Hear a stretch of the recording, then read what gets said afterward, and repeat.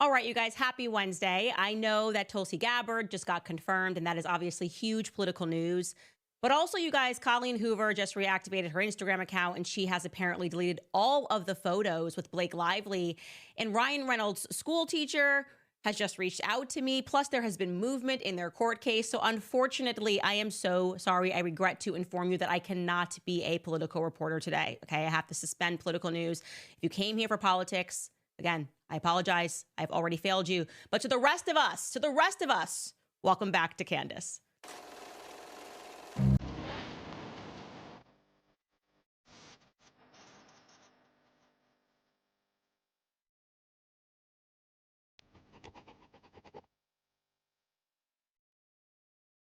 Like yesterday, I'm unpacking an entire ring in France. I'm like going to war with the French president, trying to expose all the connections. Today, I am back in Hollywood, similarly doing the same thing. For those of you who understand, corruption is corruption, evil is evil, and you have to focus on it. And we also need to stop being so ADHD where we're only into stories at the very beginning of them and we never see them through. Like, we need to bring back true investigative reporting where people do not stop until the evil is rooted out. And this story, obviously, it bears all of the signs, the telltale signs of true evil in which we all must root out. Okay. So there's a lot going on right now in Justin Baldoni, Blake Lively world. I obviously have the inside scoop because I've been obsessively following this. So let's start with Colleen Hoover. Okay. That is the author of It Ends With Us, who text messages, emails, interviews, all of the proof that is out there in the public shows us that she positively adored Justin Baldoni. She asked him herself. Initially, he was just getting involved with this project because of the book, but then she asked him herself to play Ryle in the movie. And things were great until Blake Lively, right? We actually had, and I think we're still trying to pull it in, this old clip of her discussing how amazing Justin Baldoni was because he didn't just want to take on this book project, but it was important for him to understand the readers and the fans of the book, what it was that they adored about these characters, because he didn't want to disappoint them when he brought this to life. Chris, were we able to pull that in? We can show it later if not. Okay, perfect. We'll have it soon. And so when you watch this clip and you see how much work he put into it, and there are those clips available of him sitting down at these tables and speaking to all of these fans, you go, what went wrong? That suddenly Colleen Hoover didn't appear to be on his side, that she was content to walk the red carpet knowing, assuming that she knew, she obviously knew he wasn't there, that he was being put in the basement. And she definitely knew that he was not a part of all of these promos. Well, I'm not cutting anybody any excuses, but I now believe firmly, having worked through the preferred Reynolds style of abuse, that Colleen Hoover was similarly love bombed by the couple. I think that's what they do. I think Brandon Sklenar, Colleen, Channing Tatum, Isabel Ferrer, everyone was love bombed. They isolate the person they want to destroy. In this case, it was Justin Baldoni. And then they are the exact opposite, overwhelmingly amazing and kind and offering all kinds of A-list goodies to the people that are around the person that they're trying to target. Oh, Liz Plank, oh, why don't you be a part of this random documentary? Oh, what is it that you want? We are just such good people, even all the way at the top. We're good people. We want to help you. And of course, there is some dark irony here that Colleen Hoover wrote this book about abuse, but seemed unable to pick up the abuse that was happening right under her nose. So she unwittingly, hopefully, I should say unwittingly, played along in this. She allowed Justin and his family to be put in that basement and seemed open to the prospect, as we showed in that old interview with her and Blake, of her getting her movie rights back, even though Wayfarer and Justin had already purchased the sequel rights, which I would love to be a part of the project. Blake said, if Colleen gets her book rights back. And again, I'm not providing any excuses for Colleen Hoover here. But I do think that strategy of love bombing would work, because what they're thinking is, all we have to do, if you're Blake and Ryan, is imagine what these people want. What would be the biggest help to them? What are their biggest dreams? How do we help them realize those dreams? So for Brandon Sklenar, We know it's not confirmed that they helped, but we know that during this time period, he signed with WME, the biggest agency in the world. And he's not that big of an actor, but that happened for him suddenly. We know with Colleen Hoover, it was probably likely this pitch of you should own your book rights. You should own the sequel rights.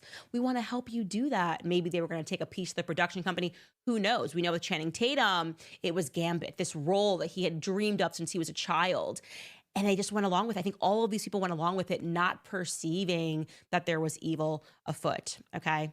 So just to basically recap here, when Blake filed her CRD complaint on December 20th, Colleen Hoover made her support of Blake Lively clear to the public. She stopped short of throwing Justin Baldoni under the bus, but her statement was definitively loud and clear, especially given the fact that she attended all of the promos and the screenings with Blake and Brandon leading up to the film's release. And it felt very much, if you were watching everything, like basically they established the cool kids table, so to speak. Justin was nowhere. They wanted him to feel alone, and he was not allowed to sit with the cool kids. Okay. So Colleen posted this in response to that filing. She wrote, "Blake Lively, you have been nothing but honest, kind, supportive, and patient since the day we met. Thank you for being exactly the human that you are. Never change, never wilt." Okay, so she didn't exactly throw him under the bus, but how is the public supposed to read that? We're reading that you support her, so to some degree you must believe her. Not that there's not a reason that you wouldn't believe her, but did you hear out Justin? By the way, we just got that clip of her speaking about Justin before all of this. So here is Colleen Hoover before she got Blakefied. Take a listen. I feel like readers know what they know what they want to see when it comes to a book that they're so passionate about. And I think a lot of times that can be overlooked. But Justin, from the very beginning, was so adamant on including them because they're the ones, who made the book see the success it saw. And so it's very important that you capture the things that they loved in the movie. And they involved, had a contest and involved several readers in getting to be there for the script reading. And they were very open and receptive to their feedback. I know that their feedback actually changed some of the things in the script for the better.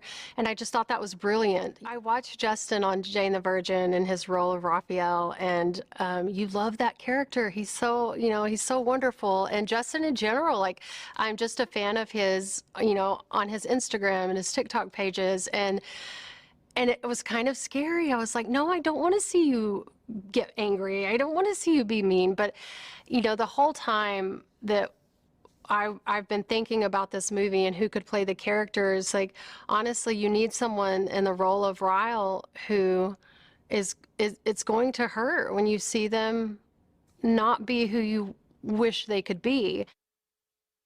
She adored Justin. She did. I'm sorry. She absolutely adored Justin. We could show you clip after clip after clip. Obviously, you can read the lawsuit and see the emails. And then, like I said, she got Blakeified, Reynoldsified, and suddenly she's in love with Blake in so much that she's allowing Justin to be treated terribly. That's the way the public is reading this, and they're right to read it that way. Suddenly, Justin files his countersuit, and there's major backlash against her for having supported Blake, but not having said anything about Justin. And really, this happened because of mommy sleuths, right? Like, we pieced together what started to look like sending your young son to school in elementary school, only to discover that there's a bunch of cool kids in the cafeteria that are mocking him and like throwing food at him. You know what I mean? It's like throwing food at him, calling him a loser. And then you find out he's been eating alone in the classroom with the teacher ever since. It's just heartbreaking. And you're going, why? Why is this happening to him? And so the tables turned very quickly against Colleen. People expected her to then now give a more informed answer, a more informed response as to how she could have gone along with what is appearing to be such obvious forms of bullying. And so Colleen deactivated her Instagram on January 21st. And she has now just reemerged, and she's cleaned out her Instagram page. She has, without question, deleted 5 Instagram posts. And the internet is certain that these were all of the Instagram posts of her and Blake Lively. Essentially, not that she's posting of Justin Baldoni. Not that she has moved to refollow Justin Baldoni, but it seems like she's taking at least a more neutral stance on Instagram. So how do we know for a fact that she deleted 5 posts? Well, in case you guys don't know, there is this amazing website called Social Blade, socialblade.com. It provides you with accurate statistics regarding followers and posts on any social media profile. All you have to do is put the handle in, whether it's Twitter, whether it's Instagram, and it will shoot you back so you can actually see how people are performing. Are they gaining followers? Are they losing followers? Are they following people? Are they not following people? It allows you to observe those trends. I guess it's kind of stalkerish, but it makes sense for businesses of why you want to look into these stats sometimes to see how you're performing. And so here is Colleen's Social Blade, which shows you on that right-hand side media for the last 30 days. She's removed 5 of those posts that she had up. And so that's incredibly interesting. But we should also, by the way, take a look at Social Blade while we're there and note the consequence has been terrible for Blake and Ryan in terms of people following them. Look at these metrics of their followers. This is Blake Lively, okay? That tells us there at the bottom that over the last 30 days, she has lost 397,000 subscribers, okay? That is not a small amount. If you similarly go over to Ryan Reynolds, he's lost almost the same amount, 1,000 more than her, 398,000 subscribers. This is the internet answering and telling you what they think about the situation, especially when you weigh it against Justin Baldoni. Look at his statistics. Over the last 30 days, he has received 206, or you could almost say 207,000 additional followers. So in the court of public opinion, they've lost. Okay. So you can ask the question, why did Colleen delete these posts? Well, some people are speculating, well, she's read through things and now she's on Justin Baldoni's side. I don't feel that way because she hasn't made a strong enough statement. She has not made a statement in his favor. She should make a statement in his favor because the proof is overwhelming. And she has, you could say, established her brand as someone who is anti-abuse. I think it's really important to now stake a horse in this race and say, I obviously was completely manipulated and maybe rightfully manipulated, and we could agree and say, okay, well, if Blake came to her after love bombing her and said, I've been abused, maybe Colleen actually did just legitimately believe her and did something that wasn't being motivated by anything other than belief, right? But she's not doing more than that. And so like I said, this feels a little bit like a cop-out. And I think it's more likely that what she's doing here is trying to stay out of it. This is the Taylor Swift movement. This is likely a legal strategy. I don't want to be involved in this case. Impossible. She's already been named, not as a defendant or as a plaintiff, but rather just named in the evidence of Justin Baldoni showing the picture of how things were, how the movie came about. And so without question, she's going to be called to take the stand and to speak about Justin's behavior. But I think she doesn't want to be pulled in beyond that. I really do believe that if you are her PR team, if you're her agents, if you are her lawyer, you are saying to her, you need to be neutral. You need to stay out of this thing. This is not good for you. It's not good for your future. This is going to get ugly very fast. And it has the ability to ricochet and to harm you as well. And I wanted to note this, by the way, in terms of speaking about that legal strategy. We have to go back to February 3rd. Remember, that was when they had the first hearing before Judge Lehman in New York, the first time the lawyers for all of the parties to the case were meeting. And there were some very important things that were brought up. So I'm going to show you this portion of the transcript from that court hearing because it's very relevant to what might be taking place here. I got a TikTok tip. Wow, that was amazing to say. I want to say it again. I got a TikTok tip. And had a conversation with somebody who runs the Be Better company. You guys might know him, Marcos. We're going to get to him in an email that he sent me. But so in the lead up to this moment of the transcript that I'm going to show you, that February 3rd showdown, this was obviously when Blake Lively's lawyers wanted to have Brian Friedman gagged. That didn't happen. They kind of told him he needed to chill. He hasn't really chilled, by the way. He's still doing interviews with TMZ, but essentially he can't do anything that might harm the jury pool is what they said to him. But there was an interesting back and forth between Blake Lively's lawyers. So leading up to this moment, just so you're not completely lost, they were discussing whether or not to consolidate or deconsolidate the cases with the New York Times, and also discussing the recent amendment that the Wayfarer legal team had filed, which essentially they filed that amendment, included the New York Times little tidbits and like the data from the New York Times, and also were accusing Blake Lively and Ryan Reynolds of promissory fraud. So it wasn't like a major amendment, but it was a significant amendment that they would need time to respond to. So this is what happened in the courtroom. Wilkie Farr said, and by the way, this is Wilkie Farr are Blake Lively's lawyers. If you want to read along here, they said, "Our plan at docket 49 is no longer feasible. Counsel for Wayfarer did not tell us that they planned to file an amended complaint, including a 168 compendium, which is essentially all those text messages. There is authority to deconsolidate the cases. The Times may have its own views. We'd like to confer. Given that the Wayfarer parties added a new defendant, we have contemplated amending our own complaint. We have 2 weeks to do it. We think we can still make the trial date of March 9th, 2026. Okay, so essentially they're just saying they're like, they amended, and like we may be amending as well to add some new parties. So Judge Lehman asks that for clarification. Judge Lehman says, you are suggesting you'll add new parties by next Friday, February 14th? How quickly would you serve them? Okay, so he's like, this is due on February 14th. You're saying you can make this happen on February 14th. And Wilkie Farr responds and says, we'll ask them, meaning the parties that they're planning to add to this case, to accept service. If they say no, we'll immediately start trying to serve them. It's a very interesting sentence because they're basically saying, we're going to just ask some plaintiff to join this willingly, so we're not going to have to worry about delivery of service. We'll just say we're sending the person now, you're going to receive this, and now you're a plaintiff to this case formally. But if they say no, which suggests that like they don't really know whether this is going to be a receptive, a plaintiff to this case, then we'll start trying to serve them. Essentially, we're just going to like force them into this. Okay. Then he goes on, and Wilkie Farr's attorneys say there's one set of lawyers on the other side. There will be numerous depositions, including on the false light claims. Discovery will involve issues typical in sexual harassment cases and communications by defendants and their agents and the media, including people who may have been paid. I don't know why they say that. No one's been paid. Truly, we all just don't like what Blake Lively and Ryan Reynolds have done. They conclude by saying this case involves a number of high-profile individuals, including third parties. We intend to seek a protective order. There has been a significant amount of leaking to the media. We want to list all the parties from the beginning. So this was actually a very major thing to say, that there's some party to the suit that has not been named yet. And we should have focused more on that language, because what on earth are they talking about?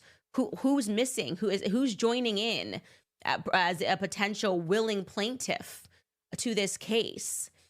And we have an answer. As I said, we had a TikToker who had some tea. We had some TikTok tea on this. He sent me an email yesterday, and he's been going viral himself covering this suit. So I did my thing. I went through his TikTok, figured out everything about him and his great-great-great-great-great-great-grandparents to check him out. And there's an amazing fact here in that this TikToker, Marcos, who runs the Be Better company, actually was Team Blake Lively when this all began, right? So this is not somebody that, like me, was like instantly anti-Me Too. He was firmly on the other side. He very much is like, I believe that we should listen to him when they file these complaints. He went through everything, thought that like what Blake Lively had been through was horrific, and then did this crazy thing called reading Justin Baldoni's countersuit and was like, listen, I know this is going to sound crazy, but everything that I'm reading here points to the fact that Blake Lively manipulated her audiences and lied to her audiences. And like, I'm kind of shocked as someone who fully believed her. And he's just basically as psychotic as me. Like, he's like a TikTok with the receipts, read every single line of it like I did. And he put in part this like 9-part series, which is amazing work done, doing a deep dive on what exactly was in Justin Baldoni's case that made him turn and realize that Blake Lively was not telling the truth, and that it was going to be a very steep climb for them to explain why they misrepresented so many things in their initial filing. So he was Team Blake Lively. That's very important to understand. He was not biased against her in any way. And so what happened, and I can't tell you who the person was, but he got a very strong tip from somebody regarding Jenny Slate potentially being brought into the suit. And what ended up happening was after he discussed this tip, and like I said, we have ways of knowing if this is legit, if it's coming from, somebody close to the person around. He confirmed like this is a legit tip to talk about. He said allegedly when he did put up this video on TikTok, and the video ends up getting taken down. I'll tell you more about that in a second, but here is the tip that the Be Better Company's Marcos got regarding Jenny Slate. Take a listen. And now for the moment you've all been waiting for.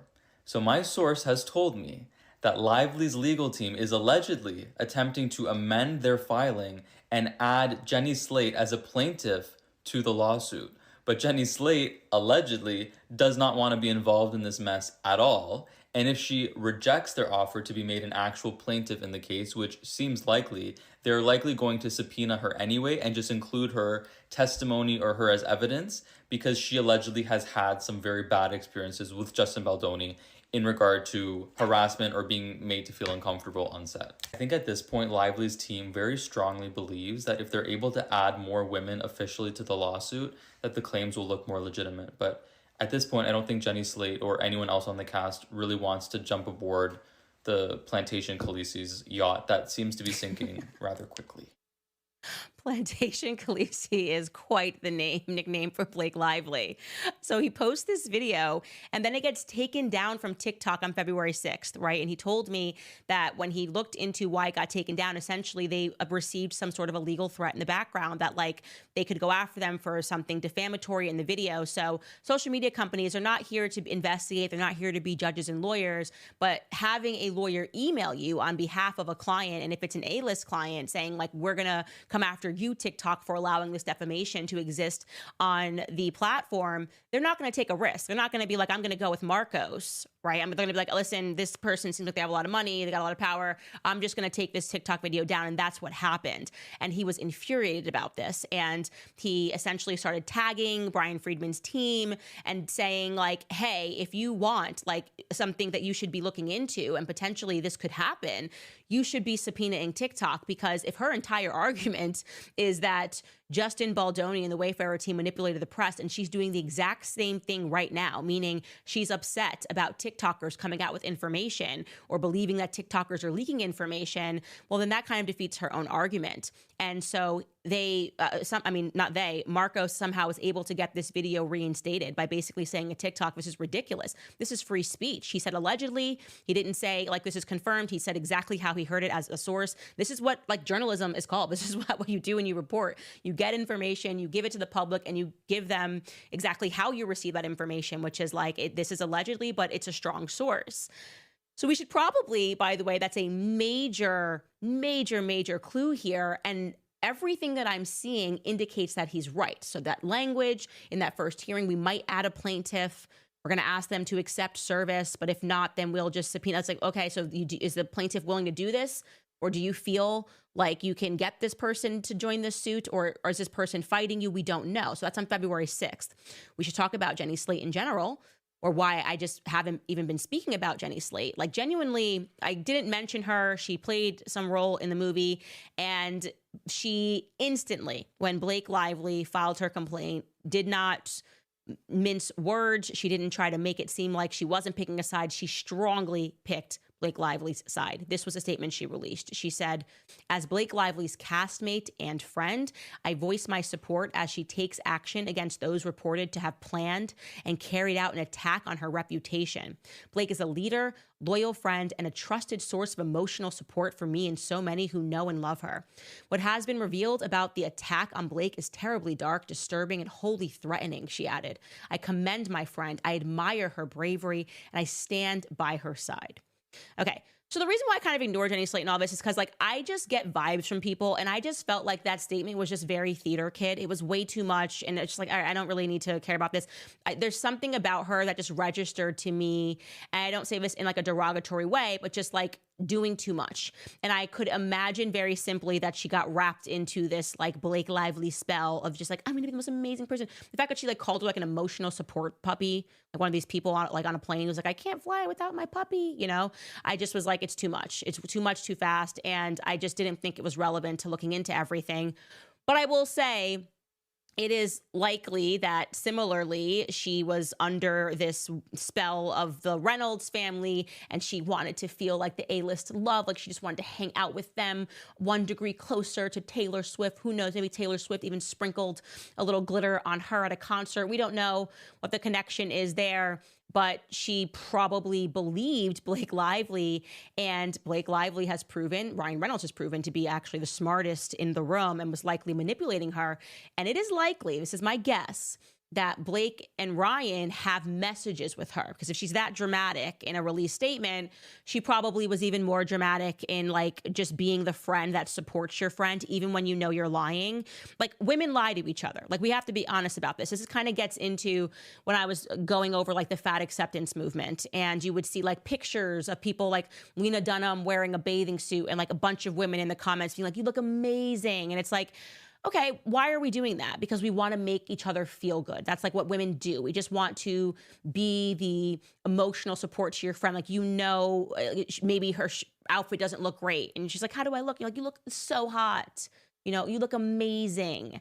It's just this weird thing that women do. I don't know why, but we lie to each other on the internet. I see it all the time. I want to call it out. I want to be like the internet police and be like, you know, that's not true. Stop supporting your friends when they're doing bad or harmful things. I think Jenny Slate, again, full opinion, full speculation, was that girl in the room who just wanted to like support whatever Blake was saying. And she probably texted her and was like, me too. You know, I felt weird and creepy too, or whatever.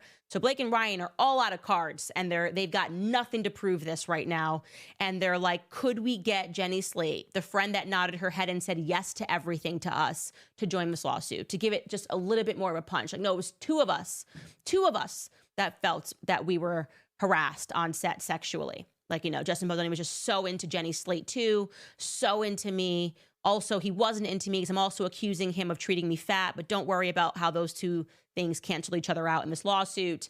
But like, we have text messages with Jenny Slate, and I do think she was just being the raw friend. She just gives me that vibe.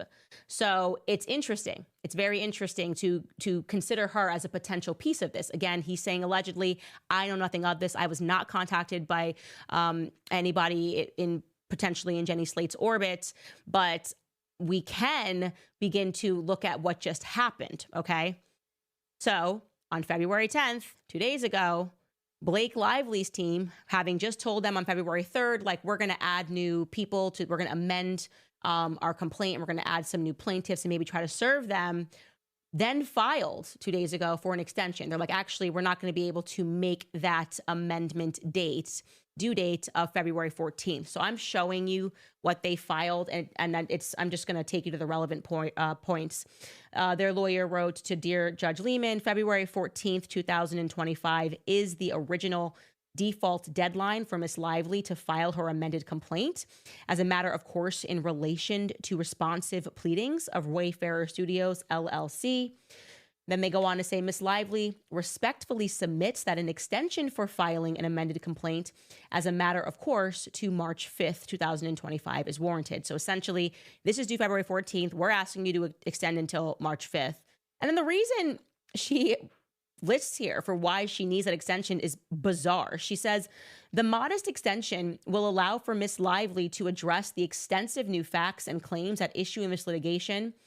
Such an extension is also warranted given that after counsel for Ms. Lively informed the court on February 3rd that she intended to amend her complaint to additional parties and claims, one of those intended parties, Jed Wallace, along with his company Street Relations, filed an anticipatory and meritless 10-page complaint in the federal district court in Texas regarding issues that substantially overlap with the issues in this litigation. The additional time requested will allow Ms. Lively to address properly the procedural issues arising from this unmeritorious lawsuit as well. So she's saying, remember we talked about Jed, who she came after in her CRD filing. Well, Jed, and then she had to file that in Texas. Well, Jed responded similarly to Brian Friedman responding on behalf of Wayfair, but this is a totally separate suit that's happening in Texas. And she's trying to justify an extension because he filed his response, which he would have had to do to her lawsuit. That makes entirely no sense. Anyways, because Brian Friedman is Brian Friedman, he hits them back pretty hard in his response. He writes back on behalf of Wayfarer and says, notwithstanding the Lively party's inexplicable refusal to consent to a similar extension requested by the Wayfarer parties in the throes of the Los Angeles wildfires, shade, the Wayfarer parties have no objection to the extension sought by the Lively parties. So they're like, whatever, take your extension. We don't even care. But if you do take your extension, then we're asking for an extension beyond that, essentially to allow us to respond thereto on April 16th. But then he hits her hard on this weird attempt to lie to the judge about Jed Wallace. And he says, unfortunately, the Lively party's letter goes further than a simple request for an extension of time, leveling unnecessary and baseless attacks on non-party Jed Wallace and the litigation pending against Ms. Lively in the USDC for the Western District of Texas. What Lively parties conspicuously failed to mention is that the now pending litigation in Texas was precipitated by Miss Lively, who initiated legal action against Mr. Wallace in Texas state court on January 21st, approximately 2 weeks before he filed his federal lawsuit in response.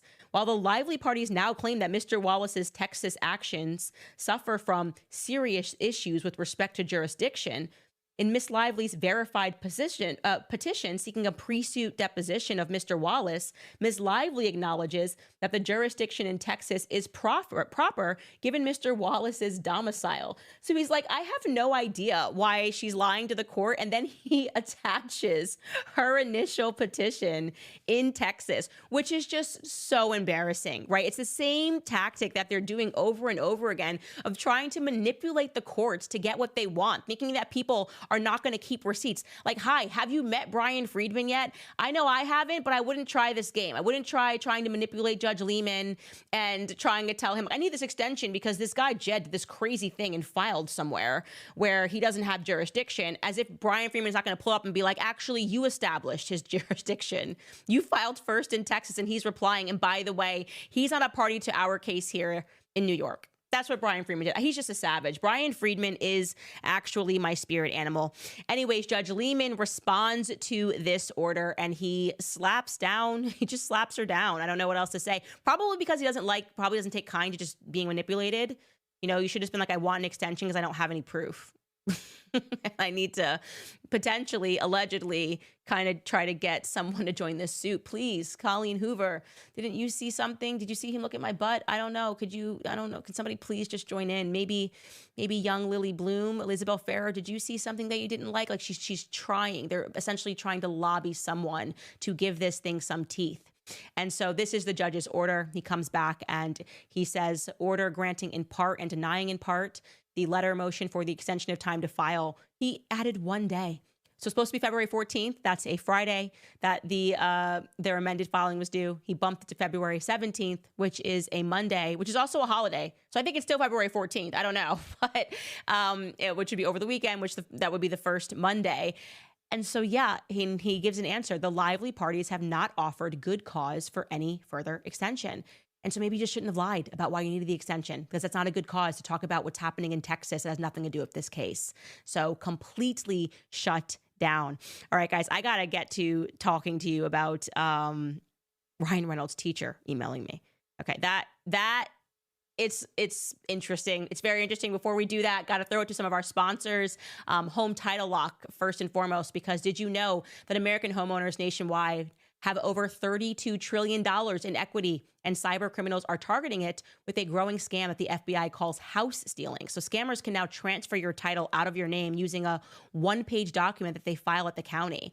Then they can take out loans against it or even sell it behind your back. And the scariest part is that you won't find out about it until collection or foreclosure notices start arriving in your mailbox, which just leaves you with a financial and a legal nightmare. The best way to protect your equity is with Home Title Lock's exclusive $1 million triple lock protection. This service offers 24/7 monitoring, urgent alerts, and if fraud should occur, their U.S.-based restoration team will spend up to $1 million to fix the fraud and restore your title. So when was the last time that you checked on your title? If your answer is never, that's exactly what these scammers are counting on. That's why I've partnered with Home Title Lock to offer you all a chance to make sure that you're not already a victim. If you use my promo code Candace at HomeTitleLock.com, you'll get 30 days of free protection and a free title history report to lock in your peace of mind. And be sure you check out the $1 million triple lock protection details when you get there. Link below, and that's the HomeTitleLock.com promo code Candace. All right. Also, American financing, because I know there's a lot of Americans who are carrying high credit card balances that charge 20% or more every month, and it is time to take control of your debt. So if you are a homeowner and you've been waiting to figure out how to get your finances in order, then you should call my friends at American Financing today. American Financing's salary-based mortgage consultants are helping homeowners just like you tap into their home's equity to get out of high interest debt. They're saving their on average, the customers are saving $800 a month by doing this. And that's the kind of money that makes a huge difference. It should make the decision really easy because all it takes is a 10-minute, no cost, no obligation phone call to find out how much money you could be saving. And if you start today, you may be able to delay 2 mortgage payments. So call American Financing today. The number is 800-795-1210. Again, that's 800-795-1210. Or you can visit AmericanFinancing.net/Owens. Again, that's AmericanFinancing.net/Owens. Okay, now I want to get into psychology. Because I love psychology. I think that's also what has been so compelling about this case for so many women is that it feels like we are watching IDTV. There's something about it. Why are women drawn to criminal shows where we get to learn things? It's because we're constantly thinking about our safety. And there's something about this story that kind of violates our safety in a way of feeling like people were nice and then realizing that they were totally behaving like psychopaths and were doing something taking it so far as Ryan Reynolds did.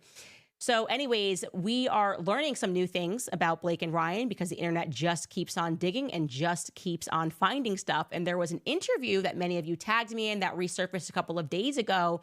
And it's Blake Lively speaking at the Forbes Women's Summit. And this is from 2022. And she's just sort of casually discussing how, she lies and she takes over movies. Take a listen.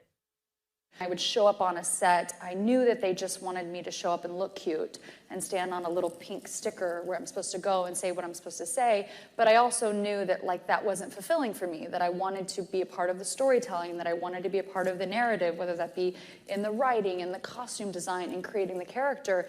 And sometimes I had directors or producers or writers who would welcome that and invite that once they saw that I was able to offer that. And sometimes I would have people who really resented that because they were like, we just hired you to be an actor. Yet when I went in the meetings, I would just seem like I'm just there to be the actor and ready to get the gig. I wouldn't reveal that I actually need to have authorship in order to feel fulfilled. So I think that for them, sometimes that might have felt like a rug pull because you're like, you're trying to assert yourself into something that we didn't hire you to do. And so it was a really strange position to be in because I felt like I don't want to just be an actor. I want to have more authorship. Yeah, I bet it did feel like a bit of a rug pull. I would say this. Blake Lively, I almost appreciate her because she doesn't know she's insane. She doesn't know how insane that sounds. And whoever was sitting across from her had to nod and go along with this. And you're going, wait, you're basically saying you're a liar. You misrepresent who you are. Maybe that has something to do with why you're now being sued for promissory fraud because you're admitting that you go in there and you're like, yeah, I'd like to be an actor. And then you take over everything. I mean, just imagine taking this out of the context of celebrities and you call a plumber to come fix your toilet. And he's in there and he's like, hey, I'm actually going to reorganize your closet. And you're like, no, actually, I'm good. Could you just fix the toilet? And he's like, no, I'm here to be your dad. I want to be your dad now. You're like, no, I don't want you to be my dad. I want you to fix the toilet. That's what I hired you for. It's a job that I hired you for. And he's like, where's your baby? I want to hold the baby and burp the baby. And you're like, I don't need you to burp my baby. You're not my husband. Well, I can be more. I can be more than your plumber. I can be your husband. And you're going, what's going on? Why do I feel like I need to call the police? Why do I feel like I need to call Brian Friedman? This is insane. What are you talking about? She genuinely is not aware of how insane she sounds. And if you're wondering, like, hey, Blake, if you want to be that person, if you want to be a director, or if you want to be the writer, why don't you just go be that? You're allowed to be a director. You're allowed to be a writer. Just write. Well, actually, there's an answer to that. She had an interview, a written interview with Vogue that was released in August of 2024. And here's what she said. Okay. By the way, it's amazing that she still is able to be a bit bratty in this email when somebody asks her a totally basic question about her baking, because she always speaks about her baking and it's all over her Instagram. But here's what she said to the interviewer. The interviewer writes, I ask if she writes. Blake tilts her head, suddenly curious. She plays with the big blue ring on her finger. My husband did an interview where they asked, what's something surprising that people don't know about your wife? And he said, it's that she's a writer. She writes on every movie she works on. And the interviewer said, and the baking? And the baking, right? She's a great baker. It was just such an interesting moment. I don't know if it's a female thing or not, but they always want to talk about the baking. And then the writer said, I'm sorry I asked to bake together. I say a little abashed. I'm a terrible baker. And then she says, why did you ask about the writing? I say the question occurred to me the night before. I had read about all of her creative endeavors and something about that restlessness felt familiar. Later, Feig will confirm that she worked to bring about her vision for a character. She did work on her dialogue to make that happen, he will say admiringly, and it just brought everything to life. I ask Lively if she would ever write something from scratch. She considers this. She says, quote, a blank page is not nearly as exciting to me as starting with a script and finding something people have overlooked, saying, no, there's something here. To me, it's a treasure hunt. And so when I can see the treasure, then I get to be an archaeologist. I get to excavate. I get to carve it out and find this thing and show people the value in it. That, to me, is what I want to, can't say that last word, what I love. Okay. So she's essentially saying, I like to just take over people's work. And that's insane. And that's crazy. And this is a reason why I think in the future, people are just not going to work with her, because it's starting to add up. People are realizing that this is a pathology. And regarding Ryan Reynolds, I have received, just to be clear, a ton of emails and tips about him, people that worked as his stunt double, people that worked as Blake Lively's stunt double. And I'm trying to bring to the public what I think is relevant in terms of this case. And I don't share everything, because sometimes I think it's just unfair. Like if somebody says, oh, I dated him 20 years ago, he was majorly into drugs. I've gotten these sorts of emails. I'm like, okay, well, 20 years ago, how old was he? 28. Is that really relevant? Whatever. Or the saying that he smoked pot, by the way, to be clear there. These sorts of things don't seem relevant to me, but this one I thought was relevant. And I'm going to tell you why. It's because it is somebody that is sharing an experience from his childhood. It is also somebody who has to be at least 70 years old in order to have been the drama teacher, assuming a teacher is going to be about 20 years old if they're literally just starting their career, and had Ryan Reynolds in his class and felt the need to reach out. And I think Ryan Reynolds' childhood is actually relevant because Ryan Reynolds himself oddly interjected his childhood traumas into this entire thing. Remember in Deadpool, he's speaking about, I got to address my childhood traumas, like making fun of Justin Baldoni. But then there was that really weird promo with his mom for It Ends With Us. And they started speaking about his relationship with his dad and how he had unresolved issues with his dad. So let's take a listen to what he says. I don't feel very comfortable asking this question. Nope, I got it. I'll get it. Here, I can do that. You're not going to read it? I will then. Okay, thank you very much. That's the one. It says Ryan would love to have a new dad to have a catch. And I think he could really use a man in his life. Hugh is no spring chicken anymore. Blink once for yes, or blink once for I'd love to be your new dad. He blinked. He blinked. Is this hell? No, it's Iowa. That's from Field of Dreams. It's one of Ryan's favorite movies because he and his late father had so much unresolved sadness. But pride got in the way, and neither of them were able to find closure. Ryan thinks Field of Dreams is a true story because he's on meth, and that drug is super scary. Mrs. Reynolds. Call me Blake. Oh, I could blow your mind, dog.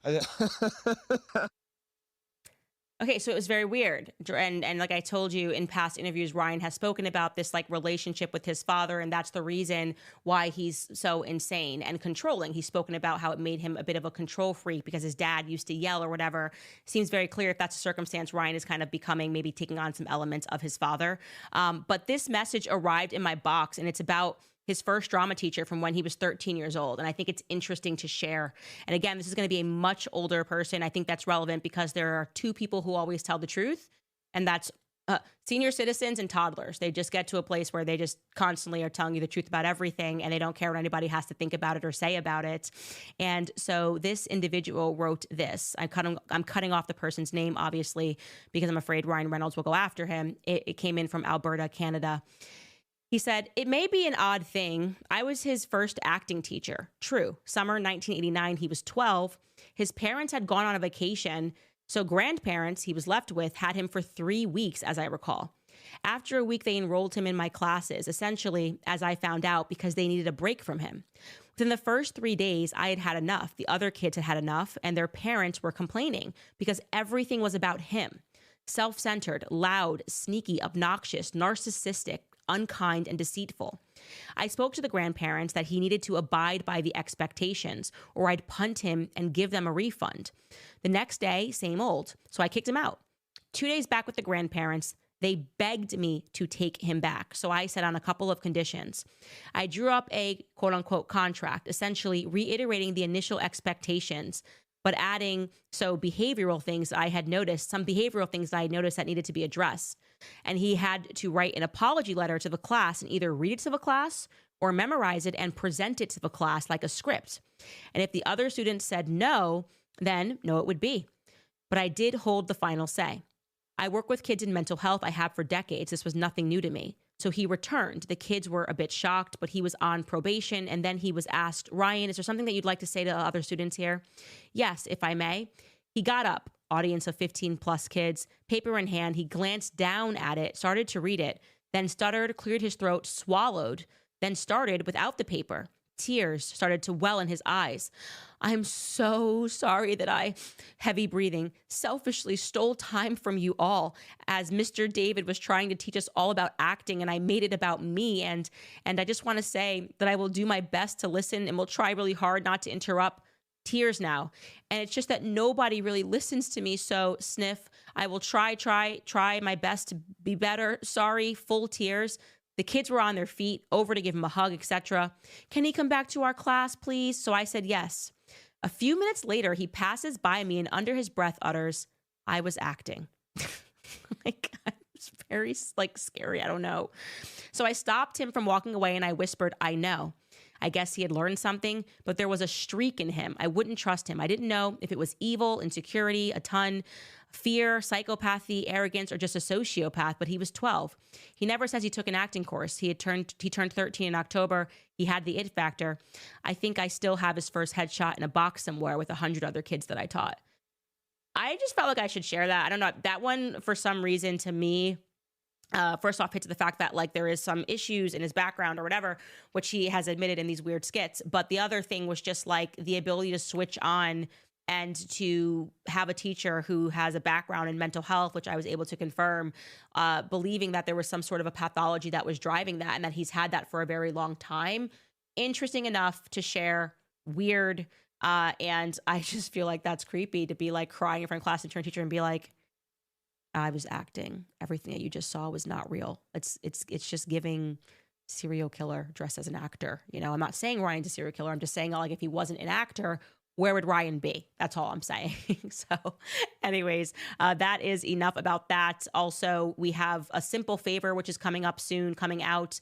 That is the sequel, A Simple Favor 2, featuring Anna Kendrick. There's a ton writing on that. The comments, people are enraged that this project is going forward. Poor Anna Kendrick has nothing to do with anything, but it's going to be interesting to see what happens with that movie when it is released. Going to throw it to one more of our sponsors before I get into your comments and into your questions. And that sponsor is Pure Talk, because this country was founded on freedom Freedom from a country that forced us to buy overpriced tea, then tried blockading us when we dumped their tea into the ocean. How did that work out? Well, I'll tell you, I married an Englishman and now I drink tea every night, so I'm not sure how it worked out. But anyways, it's time for you to throw out your overpriced big wireless contract, and you do not need to be paying $100 a month to get a free phone. Pure Talk, which is my cell phone company, says no to inflated prices. With a qualifying plan, you can choose an iPhone 14 or a Samsung Galaxy for $0. And yes, this is for premium service on America's most dependable 5G network. You can get your iPhone 14 or your Samsung Galaxy for $0 with a qualifying plan by going to puretalk.com/Owens. You can make the switch in as little as 10 minutes. There's no hassle, no gimmicks, just honest to goodness wireless priced right. So you can visit puretalk.com/Owens to claim your new iPhone or your Galaxy with qualifying purchase from Pure Talk, America's wireless company. puretalk.com/Owens for details. All right, guys, very quickly reminding you, for those of you who signed up to CandaceOwens.com for our exclusive content, that episodes 11 is dropping. It is a shot in the dark. The pros and cons of being induced, something that we should definitely talk about because there are pros and there are cons of being induced. And I think I talk a bit about my birth story there. Some people that were asking me questions like, Candace, I remember when you were at Daily Wire, this was over there, that there may have been some episodes that are not on the website just yet. Like I think they were asking about Rogam. Yes, you are correct. We're releasing it on a schedule of every 2 weeks before I shoot the next season. And then we have the birth control series, which has never been seen. So all of that is coming out. Don't worry. We cover everything, every possible shot that you could be offered while you are pregnant, vaccines that you could be offered when your children are born, going up through school. So everything's going to be there. I promise you. You guys can head to CandaceOwens.com and sign up, and it is well worth it. Also, we had our first book club meeting yesterday, which was amazing. 1,067 of you joined at CandaceOwens.com. And it just was amazing to just know that I have a little tribe of people that I can just talk about conspiracy theories with. That was very fun. If you'd like to join our book club, we are reading Chaos right now. It was just an introductory first meeting, so you didn't miss too much other than me being excited to be there and speaking about just that time and the place of what was going on in America when these Manson murders took place and how this book written me into a new reality. So don't miss the opportunity to join the book club. Head to CandaceOwens.com.